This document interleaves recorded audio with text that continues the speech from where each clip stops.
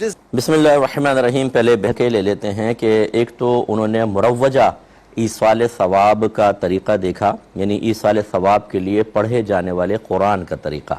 وہ کہتی ہیں اس کا طریقہ ہم نے دیکھا کہ پہلے سورہ فاتحہ پڑھتے ہیں، پھر اندر کی مخصوص آیات پڑھتے ہیں، پھر چاروں قل پڑھے جاتے ہیں۔ لیکن میرا بچہ اور سورہ اخلاص کو 3 بار پڑھتے ہیں۔ میرا بچہ جن قاری صاحب سے پڑھتا ہے انہوں نے بتایا کہ وہ قاری صاحب ایسے کرتے ہیں کہ پہلے چاروں قل پڑھ لیتے ہیں، بعد میں سورہ فاتحہ پڑھتے ہیں۔ کیا حکم شرع ہوگا؟ بہن نے اپنے رائے ظاہر کرنے کی کوشش کی تھی تو میں نے روک دیا کہ وہ غیر ضروری تھی۔ میں جواب عرض کر دیتا ہوں۔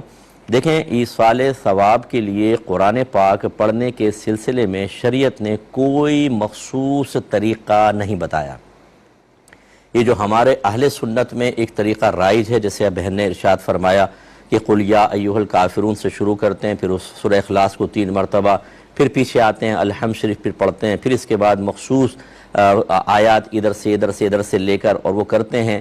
یہ ایسی ہمارے اندر بعض اوقات پابندیاں کی جاتی ہیں کہ ہماری آنے والی نسلیں سمجھتی ہیں کہ ایصال ثواب کرنا ہو تو اس مخصوص طرز سے جب تک نہیں پڑھیں گے غالباً قرآن کا ثواب پہنچے گا نہیں، یا یہ طرز اختیار کرنا لازم ہے۔ بالکل کوئی لازم نہیں ہے۔ جو آپ نے پہلے بتایا وہ بھی اپنی جگہ بالکل درست، جو قاری صاحب کر رہے ہیں بالکل درست۔ میں آپ سب سے گزارش کروں گا کہ سب سے پہلے آپ کے گھر میں جتنے یہ طریقے رائج ہیں نا ایصال ثواب کے، نیاز کرنے کے اور دیگر نظریات، انہیں کسی مفتی صاحب سے چیک کروا لیں، اس اعتبار سے کہ کون سے کرنا فرض یا واجب ہیں اور کون سے صرف مستحب ہیں۔ پھر مستحب میں جو طریقہ آپ اختیار کر رہے ہیں کیا اس طریقے کو اختیار کرنا لازم ہے، یا کریں یا نہ کریں دوسرے طریقے بھی اختیار کر سکتے ہیں۔ ہم اصل دین کو کبھی نہیں سیکھتے، اپنے گھر میں جو موجودہ طریق چل رہے ہیں یا اطراف میں ہم سمجھتے ہیں یہ اصل شریعت ہے اور اس کو فالو کرنا لازم ہے، اور نہیں کریں گے تو نقصان ہوگا۔ اور اس میں جاہل اپنا کردار بڑا ادا کرتے ہیں معذرت کے ساتھ، کہ ان کو چونکہ پروٹوکول مل رہا ہوتا ہے، وہ مرکز نگاہ بن رہے ہوتے ہیں، علم سیکھا نہیں ہوتا، ہینگ لگے نہ پھٹکڑی، رنگ بھی چوکھا آئے، تو غلط چیز کو رائج کرنے کے لیے سخت، ارے تمہیں نہیں پتہ یہ طریقہ رائج ہے، ایسا کرنا چاہیے۔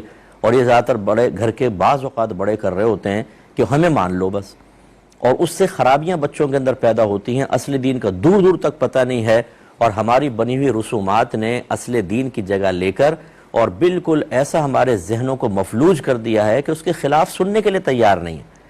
اس لیے آسان سا طریقہ الحمد شریف پڑھیں، آیت الکرسی پڑھیں، 3 مرتبہ سورہ اخلاص پڑھ لیں، یا آخر میں چاروں قل پڑھ کے ایصال ثواب کریں، کچھ مسئلہ نہیں ہے۔ آپ صرف 3 مرتبہ سورہ اخلاص پڑھ کے ایصال ثواب کریں، کوئی مسئلہ نہیں ہے۔ صرف الحمد شریف پڑھیں، ایصال ثواب کریں، کوئی مسئلہ نہیں ہے۔ آپ کچھ بھی نہ پڑھیں، کچھ بھی نہ پڑھیں، آپ صرف اللہ کی بارگاہ میں دعا کریں، اللہ تعالیٰ جو میں نے کھانا بنایا اس کا ثواب فلاں بزرگ کو ہم ایصال کرتے ہیں قبول فرما لے، کافی ہے۔ پڑھنا اچھا ہے، میں منع نہیں کر رہا ہوں، لیکن میں سمجھا رہا ہوں کہ کوئی فرض یا واجب کو یہ پڑھنا، پڑھیں گے تو بہتر ہے، اور اس میں کوئی بھی ترتیب آپ اختیار کر سکتے ہیں۔ اس کے علاوہ اگر میری یہ بات سن کر آپ کسی کو سنائیں اور وہ کوئی بات کہے، اس سے کہیں قرآن و حدیث سے دلیل لے کر آؤں، ختم بات۔ آسان سی بات یہ ہے، اپنے پاس سے اپنے رائے کو اس طرح ظاہر کرنا، اور یہ جتنے اس طرح کے قاری حضرات ہیں کہ جو جب انہیں سمجھایا جائے تو وہ اس طرح اس انداز سے پیش کرتے ہیں کہ علماء مفتیان کرام سب بے وقوف ہیں، ہم جو کر رہے ہیں وہ ٹھیک ہیں، تو ان سے بھی میری گزارش ہے کہ یہ جو آپ لوگوں کے اندر ایک بدعت سرائیت کر رہے ہیں نا، اس کا وبال، اس کا جواب آپ کو آخرت میں دینا ہے۔ یہاں تو ٹھیکہ چل جائے گا، لوگوں کو آپ مروب کر لیں، متاثر کر لیں، ان کو ڈانٹ لیں، ڈپٹ لیں، کسی بھی طرح الفاظ ادا کر کے ان کی نفسیات پر غالب آ کے انہیں اپنی رائے کے مطابق ڈھال لیں، آسان ہے، کر لیں گے آپ۔